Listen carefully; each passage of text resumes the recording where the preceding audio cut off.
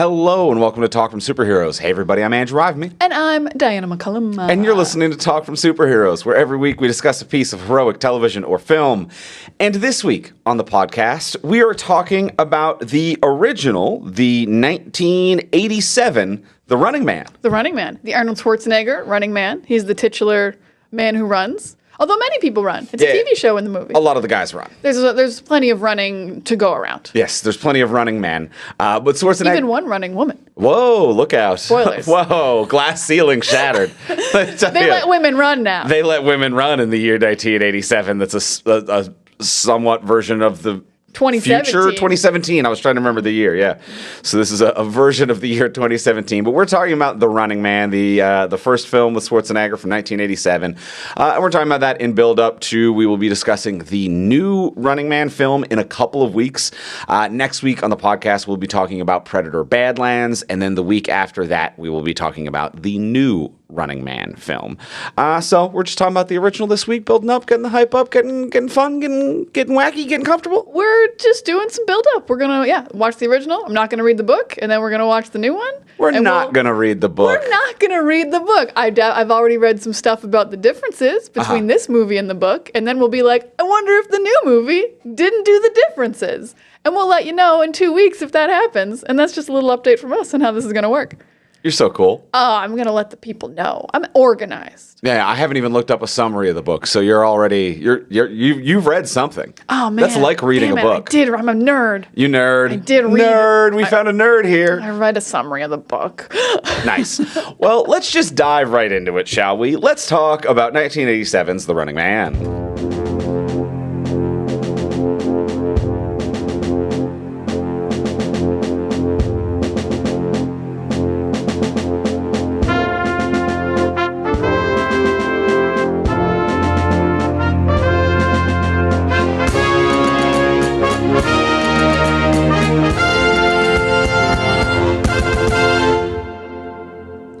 All right, we have watched The Running Man, neither of us for the first time. A little rewatch action for both of us. Let's start with the usual simple question. Diana, did you like it? I did like it, and it's almost a love that is very unearned. This is a movie I watched a lot as a kid, so there's a lot of nostalgia factor here. I've realized very late in life that I was actually a really big Arnold Schwarzenegger fan as a kid. I watched like Total Recall, this movie, Last Action Hero, Commando, and True Lies like a lot. And I've realized that very late. None of his good movies, no Terminators or Predators, just like actually True Lies is really good. Yeah, and like they're all good in their way. In the Arnold Schwarzenegger way, yes. So I used to watch this movie a lot, and I just think it's really fun. It's like it's oddly enough two separate movies. Before he goes into The Running Man and after he goes into The Running Man, feels like two different movies. Once you're in the show, it's a totally different vibe. But then it's just like an action adventure, like cut down horror thriller kind of movie instead of like the police are after me prison break movie, which is kind of what the first act is for the most part. But yeah, it's an 80s Arnold Schwarzenegger movie, you know, there's cheesy lines, he's running around, he's killing dudes, there's like big bombastic stuff happening. I like the dancing a lot at the Running Man show. I'm a huge fan of it. A lot of it doesn't work, like the love interest, just everything about her is terrible. Get her out of here.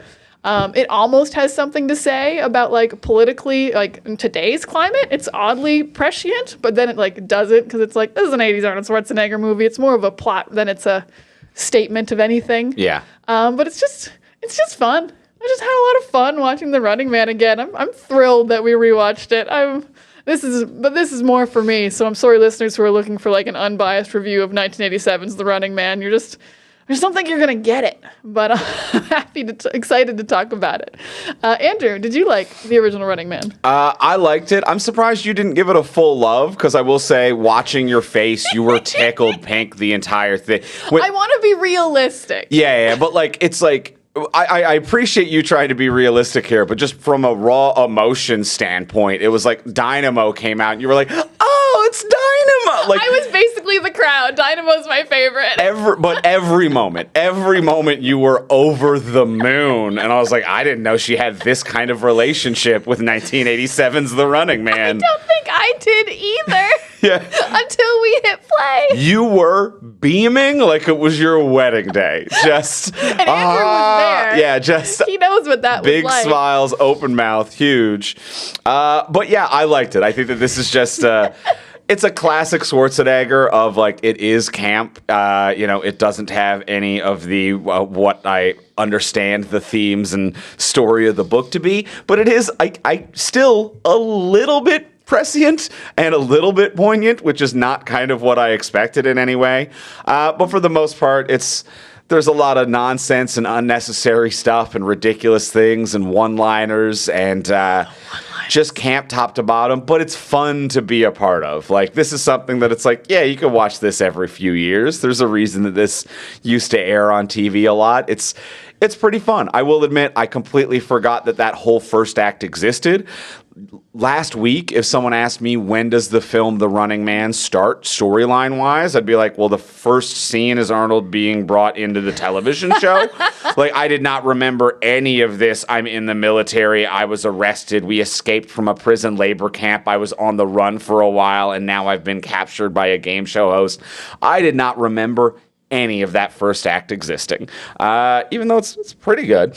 But yeah, it's fun. It's interesting. I like it. I like it. It's campy, classic Schwarzenegger. That's great. I want to just start off for people who haven't watched this movie in a while or seen it at all about the prescient stuff, because it is odd. So Let's start there. Yeah. The movie opens and it's 2017 and we're like, oh, 40 years in the future. Cool. Yep. Or 30 years in the future from when you filmed it. Cool. And it's like 8 years in our past. 8 years in our past, but they're like, yeah, TV has been censored. You can only watch what the government says you can watch. People are being, arts are censored. Books are banned. Certain songs are banned. What else was going on? Oh, you'll just get framed and they'll fake the footage of what's going on, like happens to Arnold. So Arnold refuses to kill a crowd of people, and then they just fake the footage and he did kill the crowd of people. And it's just very oh, you could just do that in Sora today. And Jimmy Kimmel's been censored and Colbert's been censored. And you're like, oh, wow, this is really relevant. And it's not, because it's just a fun Arnold movie. Yeah, but the premise itself is just kind of like, ooh. The government can just lie and put you in prison. Be like, yeah, the talk show hosts that disagreed with the regime have been removed from television. I'm like, ooh, wow. Weird. Really called it. Weird on that one. Yes, and then 7 years early. But yeah. And then deep fake AI is essentially how they frame Arnold for a crime that he didn't commit, and then also how they lie to the public through this television show. Yeah, through many lies. And here's a fun fact about the book. The book's set in 2025. Fuck off, really? Yeah. So I don't know why they changed the year for the movie, but the book is set this year. The movie, I guess, is going to take place in the present, the new movie. I don't know if it will or if it's going to be another future. Or yeah. Mm-hmm. What a small change from book to movie to be like, it's not 2025, it's 2017. No one's going to believe it that far in the future. 2025's an absurd year. It will never come. No. These things would never happen in 2025. But yeah, a weirdly on-the-nose world that they've built. Yes. Yeah. I believe, and Mr. Beast is, trying to kill people and burning houses. I believe we're just a couple months away from The Running Man. Yeah, I think we're closer than we all think. I think there's a contest where people get out of prison on a TV show.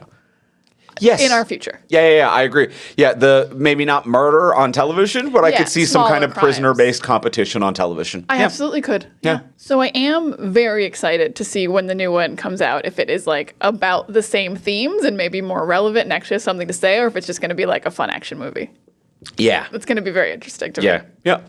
Yeah, quite interesting. Well, so that's the opening crawl. Mm-hmm. And as I was mentioning, the first act of this movie freaked me out because I've fully Berenstein-Bared. I do not know. I feel like I've seen this movie a dozen or so times because it was just such a cable rotation staple. But yeah, I have no memory of the whole opening segment.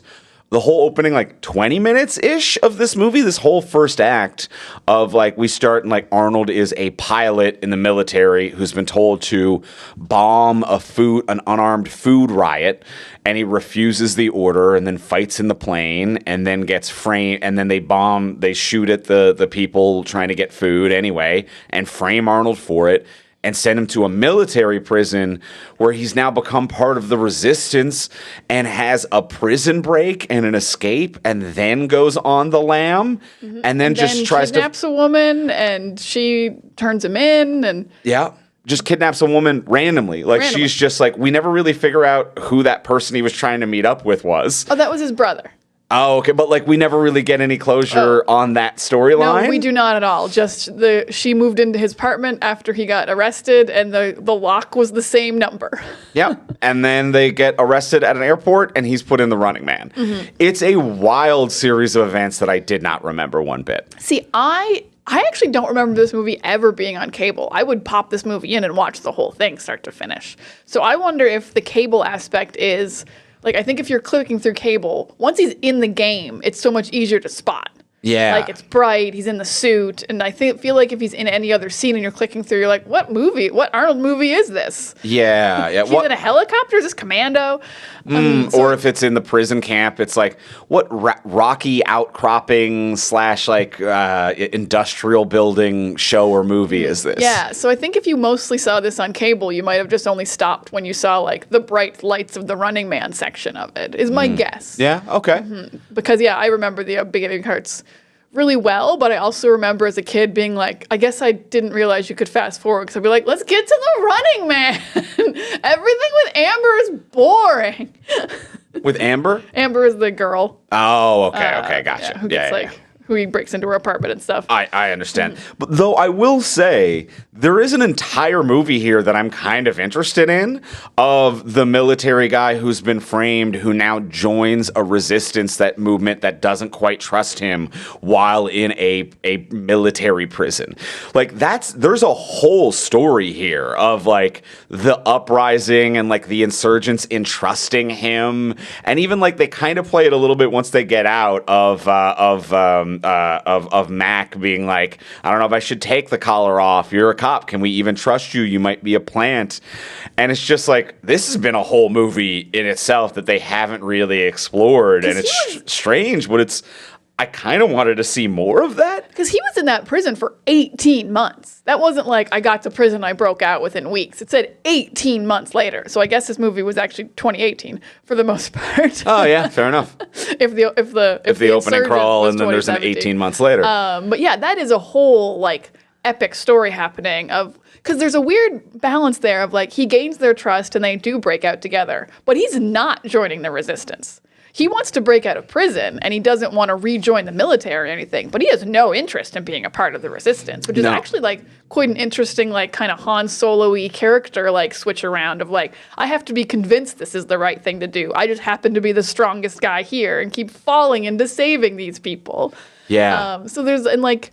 I'm not in it for your resistance, kid. Yeah, just a classic Han Solo. I'm not in it for your resistance, but I like you as a person and I don't want you to die. And then I get pulled into the resistance is like actually kind of an interesting, cool story. And I even kind of like, I think Amber doesn't work for the most part, but her just like kind of realizing the government's been lying because she saw face to face that he hadn't killed those cops. And then on the news, they were like, and he killed cops when he escaped. And she's like, no, they didn't. And like just this like seed of doubt that gets laid into people as they meet like Arnold Schwarzenegger is actually like, it's not fleshed out enough to be fully interesting here, but it's got great like bones. There's great bones. Yeah. There's enough in here where I'm like, oh, this I feel like is where all of the world building should be and where all of the themes are, but we're just hurrying to get to the grandiose kind of visual spectacle that is the Running Man show. I mean, we're not running to get there that fast. It takes them forever to get to the Running Man. That is true. That is true. Like they bring it up. Like cops, like the guards at the prison are like, "Did you watch Running Man last night?" Like they seed in that this show that we'll be getting to the Running Man eventually. Yeah, fair enough. Fair enough. But yeah, it takes forever. We're doing too much. It takes a while, but yeah, it's so weird how like I'm interested in how long it takes, but also it's taking too long because the conceit of this movie, like this movie is made to show us what the Running Man show is. Like, that's where all of the spectacle is. But the escape scene is pretty good. The escape but scene it is takes fun. too long to get to what the movie is titularly about. But it's still a pretty good escape scene, and I'm actually really interested in these characters and this movement and this combination of figures of, like, this resistance leader, this tech nerd, and then this reluctant military guy all working together to be the leaders of a movement. I'm interested. No, that's a crew that I really support, and it actually is like one of my negatives is how fast the other two guys from the Resistance die. Yeah. They don't make it very far into the Running Man, and they also both die in the same fight. And I'm like, come on, one death per stalker Yes. is how this should work. Yeah, the pacing's not quite right there. The pacing's not quite right for killing off the other two. Like, I know they're not going to live. They even put them in red shirts like Star Trek characters. Yeah. And then Arnold and the girl are in yellow, like Captain Kirk. They're in command uniforms, yeah. So they even color coded, like, these guys are going to die. But I thought they should have lasted a little bit longer. We'd gotten to know them really well. Yeah, yeah. I can agree with that. And then that I think kind of adds to this feeling like two movies a little bit, where it's like there's the Resistance, the real world having something to say movie, and then there is a we cast 9 ex-wrestlers to play big bombastic characters, and now we need to get those actors out of here. Get the actors out of here! You know, like... We need to see Jesse Ventura. We need to see Professor Tanaka. We need to see Jim Brown, who's actually a football player, not a wrestler. Yes, but good but for still, him. yeah. But big, burly guys who are here to try to kill Arnold. So the second that they show up, that feels like when this movie switches from a movie that it was trying to be to a movie that just producers are like, it's an Arnold movie, and they're just paying to see Arnold be in the same frame as other big people. Yeah, it absolutely is. Because even like, there's even moments that should be kind of feel like the beginning, like when the two guys die, and like especially like the nerd who's like dying to like get this code to like save everyone, and he just kind of like, ugh, I got shocked with electricity, and then no one mourned me. I didn't get to say anything else. Yeah. Laughlin at least gets to be like, you're the Resistance now, and sends like Arnold on his way. He dies a little slower from blood loss. But yeah, poor Weiss just like, he got like slightly shocked and died. Off on a side story with a character he just met, who's just now the romance interest who's shown up randomly, and yeah, it's all just kind of nonsense there. R.I.P. Weiss and Laughlin. Yeah. It was a movie with Arnold Schwarzenegger and 2 actors, and then they brought in a supermodel and wrestlers and got rid of the acting. Oh man, yeah, that is what happened. Yeah. But the Running Man part is so fun. It's kind of fun, yeah. It's so fun. I have such a good time. I love Dynamo. Why do you love Dynamo so much? I think He's a loser. he lives the longest of the stalkers. Yeah. Because of Arnold's mercy. Sure. I think he kind of reminds me of like what a Bugs Bunny wrestler would be like, because he's like singing like the Bugs Bunny cartoon "What's Opera Doc." Oh, I can see the What's Opera doc of He it all. shoots lightning and his name lights up, and I'm like, that doesn't even work. That's so cool. I just think Dynamo's cool. He's such an interesting range of an opera singer who shoots electricity. No one ever beats him, and he just dies. Like in the Arnold, I'm going to air quote the word fight. But in the moment where it's like, I'm the stalker and I'm coming to fight, I flipped my car. Like no one did anything. There was not even a trick. It wasn't like Arnold threw something. No, Arnold just went up a hill and he was like, I don't think your car can make He it up went up a this hill. slight incline and Dynamo's shitty Cybertruck rolled. And also, that's bad because his head was sticking out of the roof. So you don't want your car to roll when you are poking out of it. It's very bad for you. He is just a dumb tech bro driving a Cybertruck. Yes, he is. But he kills Weiss. He gets 1 kill. Oh, I guess he does get one gets a kill. Yeah, that is true. You can't take that away from Dynamo. That is true. And then he dies in a shower. Or in a sprinkler. Oh, yes, the sprinkler killed him. Yeah. All right. I was like, she kicked him in the nuts or something, right? She But kicks then him in the water- nuts, and then the sprinkler turns on, and he dies. So he crashes his own car and electrocutes himself. I mean, hear me out. But Hear me out. let her cook. I do have a lifelong remembrance of loving Dynamo and being like, this guy's my favorite. I can't wait till Dynamo shows up. As an adult watching it for the first time in about a decade, I was like, man, Fireball has a jetpack. Yeah. Why wasn't Fireball my favorite? He had a fucking jetpack. He shot a flamethrower from the air with a jetpack. He's clearly the best one. Yeah. But I was all about Dynamo. You were all about it. I Yeah. was all about it. But yeah, Fireball rules. Fireball. Do you have a favorite? Oh, that is a tough one. Do I have a favorite?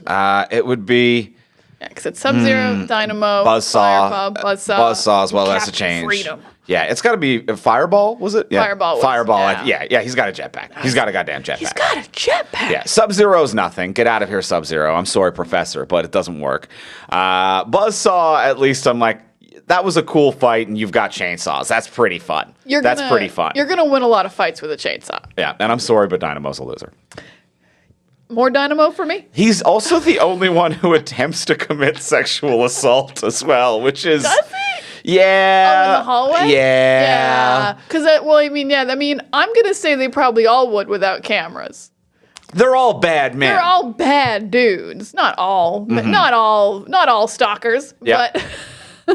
But if without cameras, even with cameras, they're murderers. Yes. So. Yeah.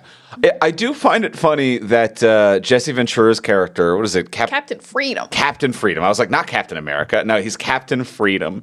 That they have a fight that's entirely digitally made up, but he doesn't really exist in the plot of the. Like, they never really meet or do anything. No, they never really meet. I read in the trivia the reason for this. Well, is it the like no one loses a fight contract thing? Or? It's not even no one loses a fight. It's that Jesse Ventura was so much bigger than Arnold that they were like, oh no, you're fit. We don't like that.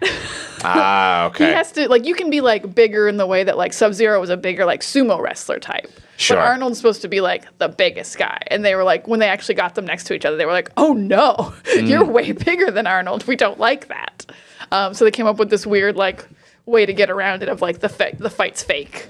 Okay. So like Arnold actually has to do that fight, but like he can lose and looks a little bit smaller. And also they filmed it in a way that you can't tell he's smaller than him at all, like because it's all like just close-ups it's of super their weird faces. close-ups.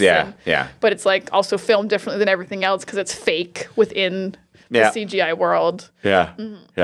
I do find it funny that after they like deep fake that scene, there's a line where it's like, okay, all right, and now time to depixelize. Like they have to put the AI to rest or sleep. They're like, okay. Why would you unfuck the footage? And bit by bit, they have to unfuck the footage to rest the digitization process or Which something. is weird because like there's no reason to have that scene because that's never like the footage that gets released. They released the raw footage of Arnold not shooting on the crowd. But then they never released like this is the fight that actually happened. They killed a stuntman and not Arnold. Right. So there was like, I guess that was just for the audience to know that it had been faked. Yeah. Did they kill that stuntman? Yeah, they say that. They're like, they have a throwaway line of like, we didn't need to kill the stuntman. Do they? I didn't hear that line. Yeah.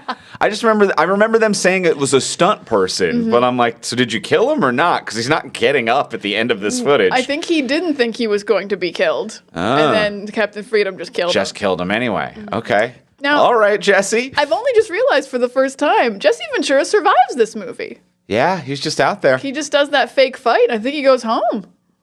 Oh, good for you. And then he's in Predator. And then he's just in Predator. Then they're friends in Predator. Then they're friends in Predator, which is all the same universe, clearly. All the same, clearly. Yeah, and He so rejoins the military. So he's at home for whatever revolution is about to come across this world now that they've seen that there is a lie on a TV show. I honestly don't think they've affected much change in this world, if I'm being honest. I think there is a big change in killing the host. That's going to be like a ripple effect of like, whoa, we're going to be talking about this for a long time. I don't know if the footage, although people did seem to not know lies were possible. Everyone in the crowd seemed to be like, lies? How could he? Yeah, it's hard to know. Like it takes, I think we've learned it takes a lot more than that to unhypnotize people. Yeah, to unfuck things. Yeah, to unfuck things. We living in the actual 2025.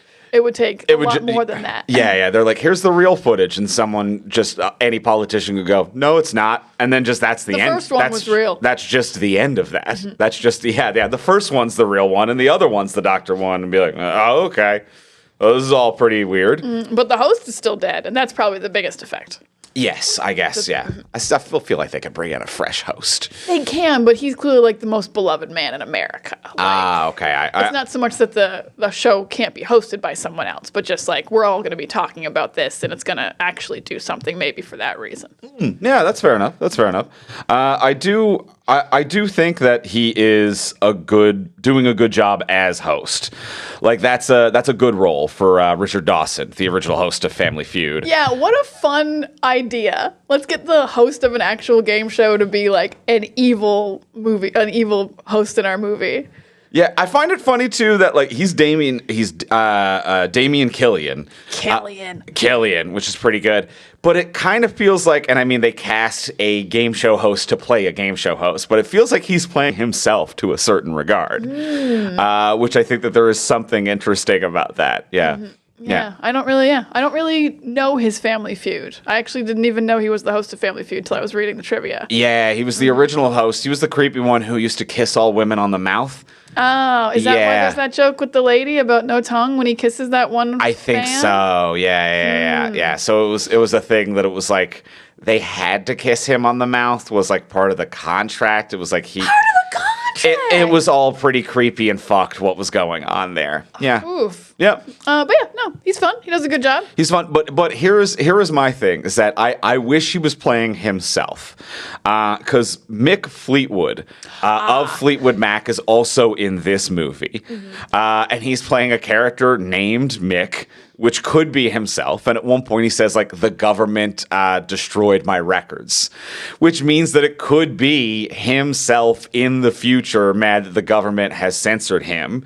So Richard Dawson could also be playing himself as a TV host who's kind of a piece of shit who sold out, who is now, because they're also the only two characters who reference old art before the government censored it, which shows that they were working in the arts before the government started censoring it. Yeah, Gilligan's Island and Star Trek. But those are all gone. They're not government approved. So those two being the oldest characters and also like having worked in the arts pre-authoritarian government, I like the idea that like this would be fun if Richard Dawson was just himself. This show's a lot more intense than my old show. Yeah. Something like that. Yeah. I missed the survey questions. That's my headcanon, is that this is Richard Dawson from Family Feud hosting this show. I like that headcanon, and I will take it. On the topic of creepy women and creepy stuff you shouldn't do. Just all of this? All of this? No, some of it I like. Okay. I love the dancers. Love the dancers. That's not what I'm about to talk about. They're killing it. They're great dances. They're great dances, choreographed by Paula Abdul, and those are mostly the Laker girls. Oh, cool. I didn't know they were the Laker girls. Yeah, That's cool. so I was like, oh yeah, they used to be able to like really dance. They're hitting it, yeah. They're crushing it. Great dances. Great work, Paula. No, it's when Amber is working out in lingerie alone in her apartment is miserable. A lace thong, and it's just, what? And like a nightie, like a lace black nightie, and she's just like, I'm doing my workouts. Oh no, Arnold's here. I'm like, who would, you changed into that. You weren't wearing that. She got home and changed into a lace negligee and then started working out alone in her home. And she's not like an influencer. Like that's not a thing they have. Just what she's wearing. It's just what she's wearing. So that has very bad. Like Arnold kidnapping a woman at all is hard to stomach. But then it's just very like weird when he's like, I've tied her up, but she's like in a black negligee, but it's, she put it on. He didn't like change her into that. But then the whole tone of the scene is actually like bad. Although it's actually like they do a really good job of keeping it lighthearted though. Yes, they do. For him kidnapping a woman, for him having broken into a woman's home and who is wildly innocent, has done nothing wrong, and kidnapping her against her will and trying to take her to Honolulu, you really stay on Arnold's side. Yes. In a shocking way. They're really juggling some chainsaws to keep it nice and light at any given turn. Where they're just like, there's a funny workout video with Jesse Ventura on the TV. Does that keep it light? And he threatens her by like just picking up the workout equipment and being like, but I'm really strong. And I guess it's the first time she's noticed how strong he is. It's the implication that I could kill you, woman in a negligee who I broke into and tied up. But it's not a threat. We're all cool. We're going to be romantic later. I'm just going to force you to fly out of the country. It's fine. With me. It's fine. It'll be fine. Yeah. And then they add like some weird stuff in that scene too of him being like, I found a bunch of stuff in your closet. You've got banned records and non-government approved clothing. And that never really becomes like a thing or anything. Like that's just like... Oh, I liked that. I liked that it showed like she was already like just like minorly resisting in her own way. Like she wasn't fully governmentalized. Like she was like, no, the music sucks. So I'm still going to get like black market music. I'm not like a revolutionary, but I do think that some things are wrong that the government does. Okay. See, I just kind of read it as him being like, see, we're the same. It's okay I kidnap you, is how it kind of read to me, to be like, we're basically both in this together. So let's get out of here. I took it as him having something to blackmail her with rather than like, we're the same. That's also bad. That's also bad. Yeah. But it's not. Yeah, it's all bad. I mean, they really highlight it later when like that one woman who's like, he could have killed you and raped you and like she won't stop talking about it. About like he's really strong. He could have done a lot of bad things. I guess he's really nice because he didn't do all the bad things you just said he could have done. But he's so hot. I'm pretty excited talking about the concept of sexual violence. Yeah. Weird scene. Yeah. It's the 80s. Could definitely have done without any of the legitimate enthusiasm for sexual violence that this movie brings. Mm-hmm. Pretty rough stuff. I mean, it's rough, but it could be rougher. Yeah, of course it could be. It's always could be. You know what? There's always places. I've seen worse in more lighthearted films. Yeah. But yeah, it's very hard at the end when like they like show her and they've run the whole Running Man together and they've finished the fight and she's like wants to kiss him and they smooch and you're like, absolutely none of this. No. They've had no chemistry. She wouldn't be cool with this. Yeah. They do have zero chemistry. They have zero. Arnold has chemistry like with himself in a weird way. Yeah. Because Arnold rants at this woman several times, and it's just very funny, but it's not funny because of anything she's giving back. Like, at one point, she's like, we should have just gone to Honolulu instead of being on the Running Man. And he's like, I was all ready and had the shirt, and you fucked it up. I had the shirt for it, but you fucking blew it. Like, just like, what? He crushes the line read. Mm-hmm. He absolutely crushes it, and it's really funny. But, like, yeah, they have no chemistry together. That brings me to, I think, one of the other points that I want to talk about. And it's the classic, it happened a lot in movies, the classic Schwarzenegger one-liners or the kill-liners. It's not Schwarzenegger specific. I think it's more era thing because like Van Damme would have it and stuff like that. But the one-liners and the punch-up jokes. And what really bothers me is the true inconsistency of whether they're good or not. Because if they were all bad, I would be like, oh, the person writing this is doing a bad job. But some of them are actually very funny. Mm-hmm. And some of them do not make sense at all. Like him picking up a guy in the prison break sequence at the top, picking up a guy next to an elevator on the top floor and just going down and then throwing him down to the earth. That's pretty good. It's pretty good. That's an okay one. I don't mind that. Yeah. What's a bad one? Just once a Sub-Zero, now just plain Zero. Yeah, plain Zero's not anything. What? I'm like, like a yogurt flavor? Like plain Sub-Zero was already, like, if you don't take it in a temperature connotation, already an insult. Yeah, no, that one didn't work. You're right. I actually think my favorite line in this movie is Killian's.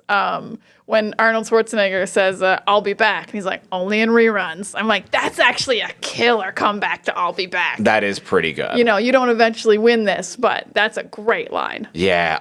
I mean, I think the best individual line in this movie is from Laughlin's character when he is dying. And he goes like, you need to do this. I don't want to be the only asshole in heaven. Oh, that's such a good line. I don't want to be the only asshole in heaven. is such a great thing to say as your final words. I want that on my tombstone. I assume I'm going to heaven, even though I'm an asshole. You're also an asshole, but you should also go to heaven. There's so much happening. There's so much beauty to that. I don't want to be you've got to save the world. I don't want to be the only asshole in heaven. Fuck. That is a line. What a fucking line. That's a line that deserves a better friendship around it. You Yes, know? yes. Like, that's a line wasted on the first kill in the movie. Yes, absolutely. Now, that is a great line. You're right. I forgot about that one. Yeah, that's a line that's like deserving of the level of camaraderie and friendship that like Predator has between that group. You know what I mean? Those guys should have said that to each other for sure. Yeah. Kill the Predator. I don't want to be the only asshole in heaven. Just shit like that. Yeah, that's so good. But yeah, the inconsistency of one-liners. Yeah, movie's also just like jammed full of them. You can almost feel the writer's room of like, we need another one-liner for Sub-Zero. We need one for Fireball. We need one for Dynamo. Yeah. Buzzsaw.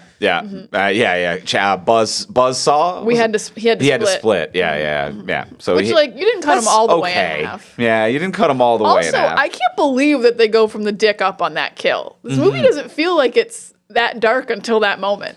This movie is very strange because it's rated R, but it's not that gory, but there's implications of it kind of walks that line where it's like, it feels like you kind of wasted a hard R rating, and there's not a lot of visible blood either. Like, even Laughlin dies from getting nicked by something, and then he kind of like bleeds out off camera. Yeah, Sub-Zero gets like barbed wire to the throat, which could be like super bloody, but he just kind of falls and like there's just a little bit of blood there. And the lighting is bad and it's not gushy. Yeah, and they don't do anything with like cool blood on ice kind of stuff that you can do. Yeah. Yeah, it's not very gory. For all like the women being sexualized, no boobs.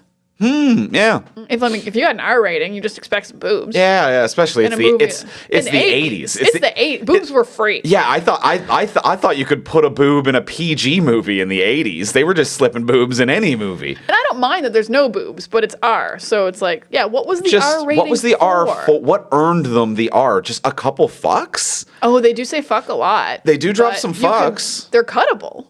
They're cuttable. If you wanted the PG-13. Yeah, it's strange. Could have went for a harder R. Yeah, here. I mean, the one head explodes during the prison break, but oh, you know what? That actually did feel like a hard R. Yeah, that was kind of like RoboCop-esque. Yeah, that was pretty big. But then the Running Man itself is pretty tame. Yeah, it is. I wonder if it's the two directors. Yes, because apparently, and I don't have all the details on this, but they started filming with one director that really liked the book and wanted to do themes from the book. And Arnold liked him a lot. And then the studio did not, and the studio was like, make an Arnold movie like all of the other Arnold movies, except Terminator, and then brought on a new director who came in and filmed most of it. So it does feel like maybe that opening act is what the first director was doing. I will say, because to be like, a head explodes. It is violent. It is about the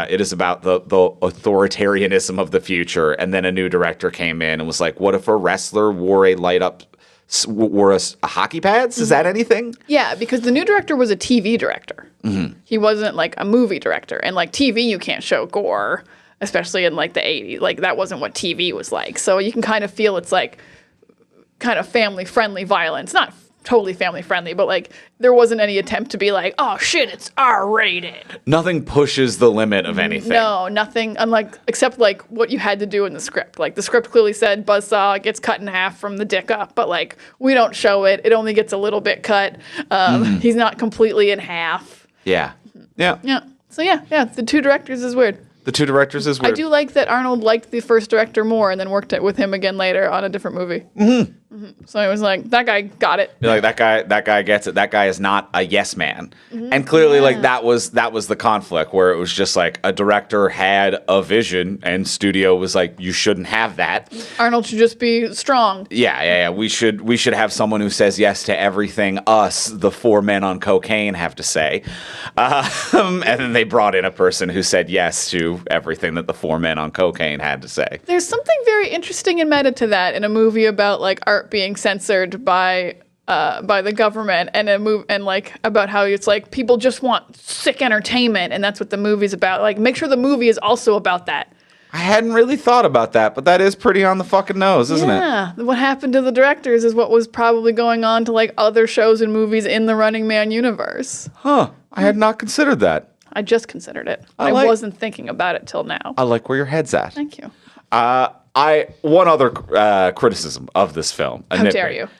To go back to Better not be Dynamo to be again. your favorite character and my dumpy loser who drives a Cybertruck, Dynamo. What about him? When he dies and he gets electrocuted, we should have got to see his skeleton. We should have got to see his skeleton. It's an 80s movie and a man in his underwear got electrocuted to death. We should have got a second where you see the X-ray vision and you see his skeleton, which makes no sense, but it's the kind of movie it is at the point where that happens. We should have seen a skeleton. I completely agree. I mean, absolutely. Of course, we should see his skeleton. He's covered with electricity. His whole thing is he lights up. When you electrocute him, yes, his skeleton should be just as bright as all the lights on his body. You should get the exact scene from Home Alone where Marv gets electrocuted and you see his skeleton for a quick second. It's the only one I can think of where live action people actually did that. Yep. And wasn't just like a cartoon thing.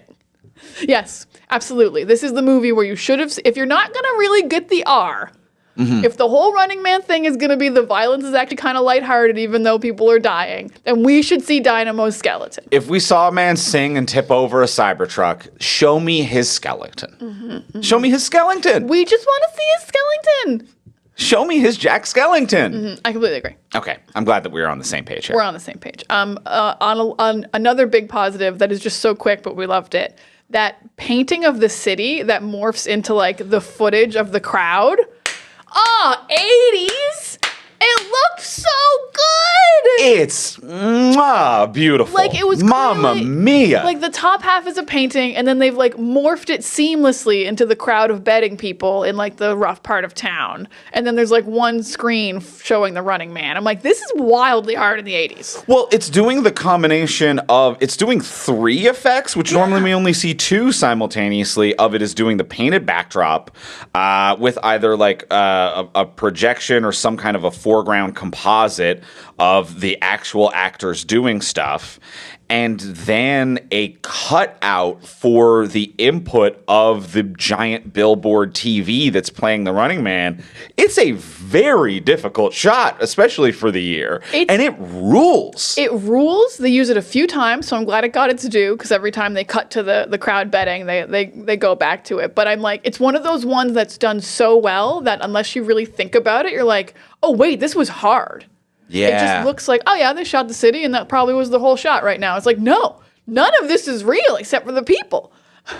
It's a perfect 80s. moment. It's a perfect moment. It's a perfect moment. They did such a good job. So yeah, shout out. Like, this movie actually, like, people worked on it. Yeah. Oh yeah. Oh, people are, and I mean, even in like the costume, the set design, all of it, for as silly and campy as it is, I don't think that anyone phoned anything in. You know what I mean? Like, Dynamo driving a cardboard Cybertruck is far sillier than the Revolutionary War at a military prison. And it visually are night and day as to what they're tonally going for. But Dynamo's costume and car didn't happen on accident. Like, people busted their ass to make that look like it looks, and it's great for what they're trying to accomplish. I agree. Dynamo is great. For what they were trying to accomplish. Dynamo so nailing it. Absolutely. They really made him look like a loser. So, and he's nailing it. He's nailing that. Huh? These aren't compliments. But that's fine. That's fine. I love Dynamo myself. That's all for you. But yeah, the visuals, really well done. Visuals are really great. I think the only thing about that one shot that is gorgeous, and it's just like, we didn't have the technology to do it, or if we did, they just didn't think it through or didn't have the time for it or whatever, is that none of the TV composite shots. So it's like when you see like a billboard in the dirty city, or like there's like multiple things playing the Running Man in the dirty city. None of them have graffiti or any dirt or grime over it, because it's just a clean plate of the Running Man show being put on top. And it's like, you do need one more layer, one more transparent layer, just to kind of sell that, like, no, dirt is still, there's still spray paint on the screen of all of these things. It didn't magically stop there. I would agree with that. Yeah, it's too bright. Yeah, it's just the one little missed detail of world building in an otherwise, like, every department blew it out of the water and did great work. Yeah. I'll agree with that. I think one of my bigger things about this movie is about the Running Man show itself that I have questions about. So they lie about there being 3 past winners. They're like, these people won, but they're actually dead. Like, no one's ever won the Running Man. But also, no stalkers have ever died until now? Arnold's the first one to ever kill a stalker. So I'm like, how did you fake that these 3 guys had won? Like, can you win the Running Man by just running? Can you just avoid death and get to the end? I think that's a book thing, that there is a time limit. Yes, in the book it's 30 days. It's a month. Jeez. But, like, if you make it to the month. Yeah. But, yeah, I don't know if the Running Man, like, it's 4 blocks and you have 3 hours. I don't know if you get to the or 400 blocks or something. Yeah. I don't know if at the end of the 3 hours, if you get to the end, you're supposed to just be like, oh, I avoided death, and that's the same? Yeah, maybe. Yeah, it was weird that no stalkers have ever been killed before? Well, and none of the world, this is where, like, I'm like, there's stuff here where just none of the world makes sense, where it's cutting to, like, the people betting on it as well. What are they betting on if no stalkers have ever lost? How do we have a stalker of the year if they're 100% kill rates? It's 100% kill rates, and then Arnold and the 2 others they enter this ice rink, and they're locked in with a stalker who has never died or lost.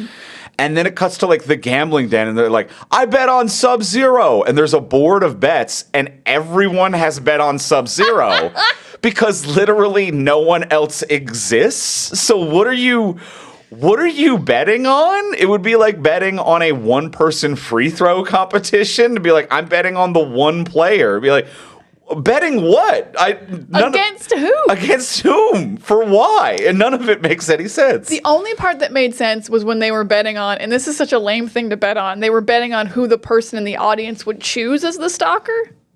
Yeah, that's something. I think, like, and that's a boring thing to bet on. It's just like, who's she gonna pick? Is it Dynamo or Buzzsaw? And then, she picks Buzzsaw. And I'm like, okay.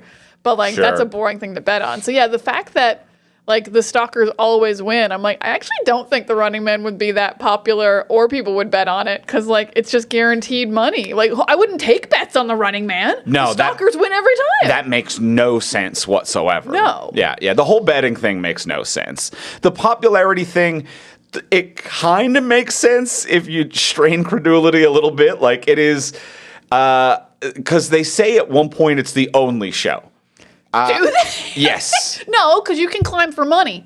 You can climb for money and this and that, but I think it's like there's no other stations. Oh, it's the only station. There's no competing. There's nothing else to watch. Okay, it is there's just one the channel. one government-approved channel where Okay. they do have Climb for Money, and they have Jesse Ventura's workout show, the Captain Freedom workout show, and they have The news or whatever, and then the Running Man.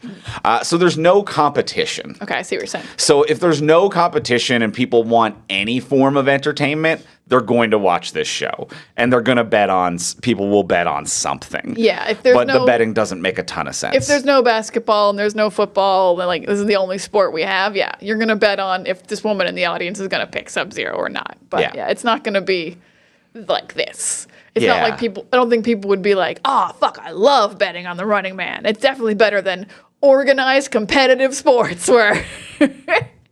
Now, the thing that does not make sense in this world as well with that regard is when it's like they're talking about the ratings, it's like, A, you're the only station. And I guess people could turn the show off or not watch it. I don't know how much of an option that is because it seems like the TVs that everyone watches are just planted throughout the city and never turn off. But they're like talking about ratings and stuff like that. And like, oh, the ratings are going up. And it's like, did people sense that the show was getting more exciting? Are people running into the street and telling everyone? There's a very funny version of a water cooler conversation the day after this episode of Running Man aired, where it's like someone just goes into work and it's like, hey, did you see Running Man last night? Man, I was dead tired, so I just went to bed. What happened? 100% kill rate for the stalkers again? Let me guess, they said Sub-Zero, and we just saw a man just go and murder 3 people with no resistance or tension. They're like, no, he won and murdered all the stalkers. And the host. And the host.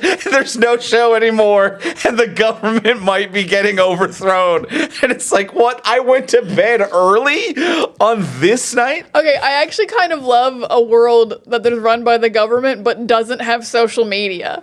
Yes. Because this doesn't have any social media because it's the 80s. They didn't know about it. So yeah, if you didn't watch it live, you would just be in bed and you would go to work the next day. And you wouldn't know the government was being overthrown currently. You'd get to the coffee pot in the break room and you'd have to be like, what? No, I didn't watch The Running Man again. You should have. It's on every night. Yeah, I can't see the ratings going up. I mean, it's a 3-hour show, which actually helps. Like, as soon as he gets his first kill, I can imagine like texting your friend and being like, "They just did a kill on The Running Man." Right. So I can see an amp up within watching. Okay. Because I actually got the impression that like even though ICS is the only station, I actually think there's multiple stations. It's like BBC One, BBC Two. Oh, okay. I think there's a news station. I think there's the workout station. I think there's the competitive station. Oh, okay. I could see that. Yeah. So I think you can't have a ratings against your own station. Okay. But I think they do control every single show. Yes. Yeah. But it's like we watched the news instead of The Running Man, and the news was like, oh shit, The Running Man.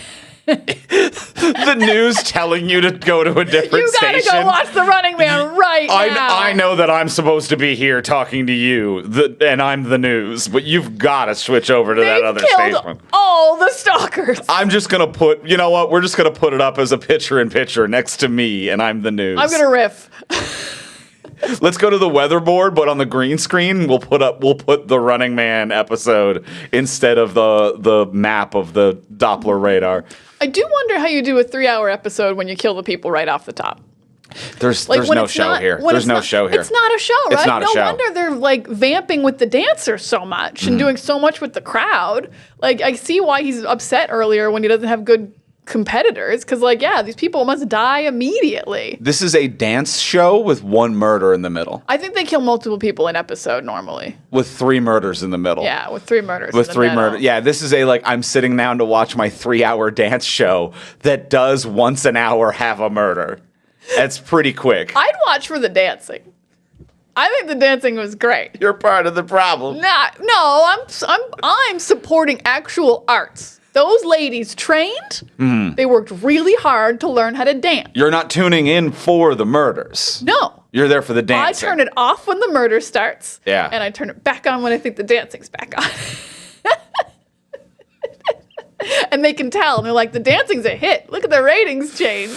I love the idea of this the insurgents have stormed the television station and all of the studio audience is leaving and you just being like, I was here for the dancers. I swear I was here for the dancers. The machine guns are going off, bodies are falling. You're like, I just support the dancing. Why are you wearing a Dynamo t-shirt? Well, I love Dynamo. But I'm here for the dancing. I'm here for the dancing, but yeah, I'm Dynamo's biggest fan.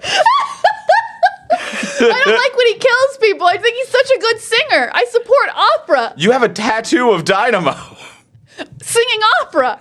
I like singing and dancing. I was here for the arts. I was here for the arts. Put it on my tombstone. She supported Running Man. My tombstone says I don't want to be the only asshole in heaven. And your tombstone says I was at the Running Man to support the arts. Yes.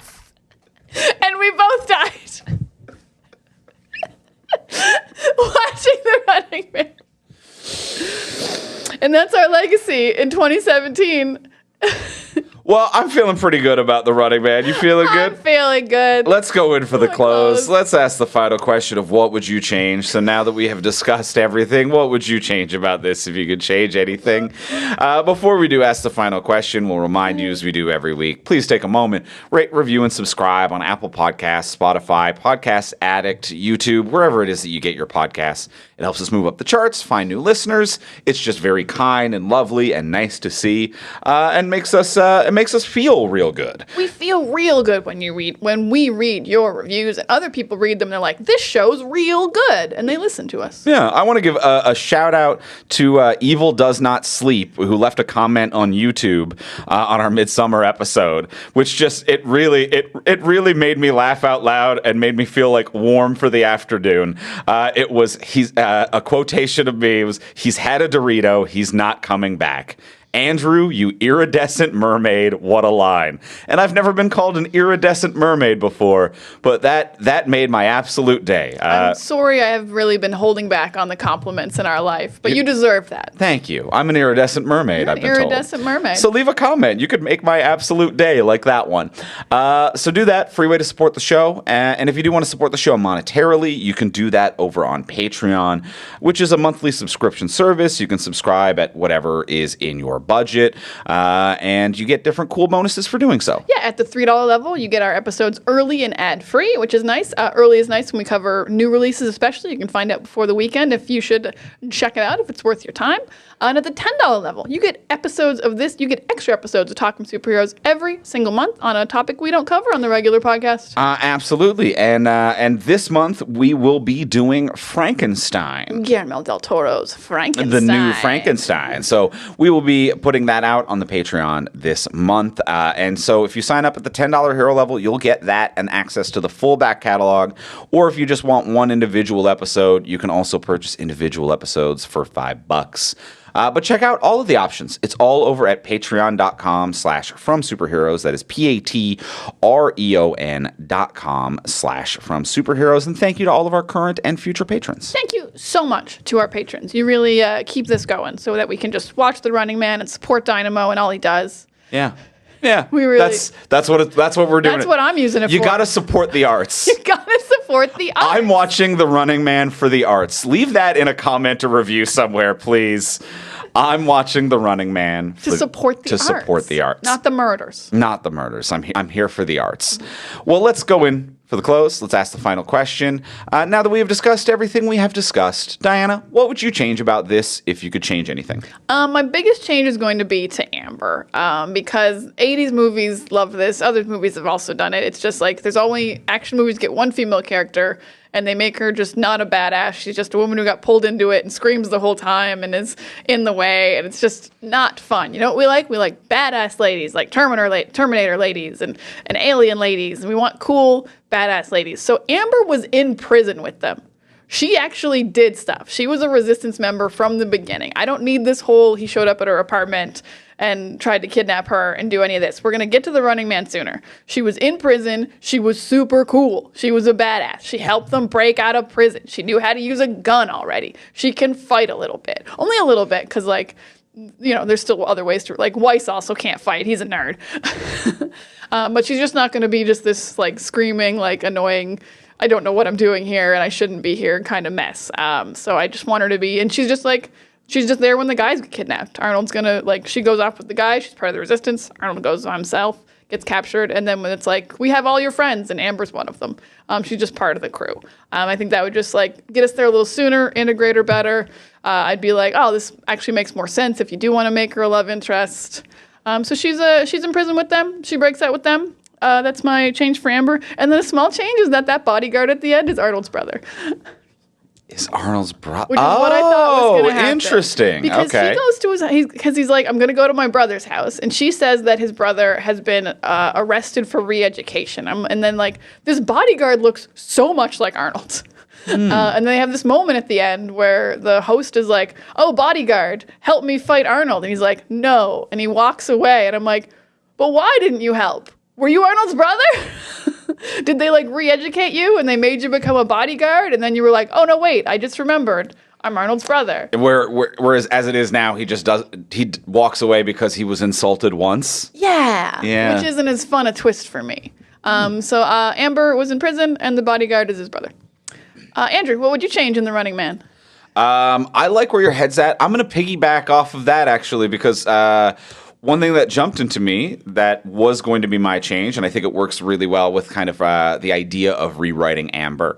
Why don't we rewrite Amber to just know more about the show and the way that they market and publicize things? Like, they say that she's like the singer and works at the network, and she does find the file. But like once she meets up with the crew, the thing about like the nerd and like the insurgent leader, and then she could be someone who's like, oh, the nerd was looking for like the central database. I know where that is, versus him figuring it out on its own, to be like, or of her being like, I know actually like where the tower is and how they broadcast this out and like the codes to overwrite the thing if you can figure out how to overwrite the satellite. So I kind of like this initial insurgent group. She could fit into that really well. That idea of like, you don't want to be a team of all Arnolds. You need to have a series of specialties. You do. And I think that like if we change her to just know more about broadcasting and about how they're manipulating things, that it makes a positive difference. So I would like that, because my overall change that I was planning to throw down going into this is that I think that there is room to have a kind of gritty, dark, bleak version of the future thing that also has big and bombastic characters from the 80s. And this movie could be Escape from New York, which Escape from New York is at times, I think, what this wants to be, of like, it's doing a John Carpenter 80s synth soundtrack, and it has this tyrannical government, things have gone absolutely terrible for America idea, and these big bombastic characters, which if you look at Escape from New York, it's like you've got the Duke, the Brain, and like these, like, I'm the cab driver, Isaac Hayes is here, you've got musicians as these bombastic characters. It is the idealized version of that, but everyone is playing a very specified role and knowledge in Escape from New York. You've got the architect who knows the things. You've got the cabbie who knows how to get around. And this movie is almost that, and then it switches into, let's kill off the characters of interest, and now we've just got kind of a screaming woman that he's dragging along the entire time. But if they all stayed around and she was someone with a specialty, like everyone in Escape from New York are, now you've got an ensemble of big bombastic characters who all have a specialty and an investment in what's going on. I like that a lot. Yeah, I could definitely do with her having more. Yeah, her doing the theme song didn't really add anything. It didn't tie in any way. If she knew anything about broadcasting or even about the marketing itself, if she was like, if say a quick one-liner, you're going to win over the audience. Yeah. That could change everything. Yeah. Mm-hmm. Yeah. Or the marketing or the actual like broadcasting. Yeah, that would work great if she just more involved in the story instead of just being like, get me out of here.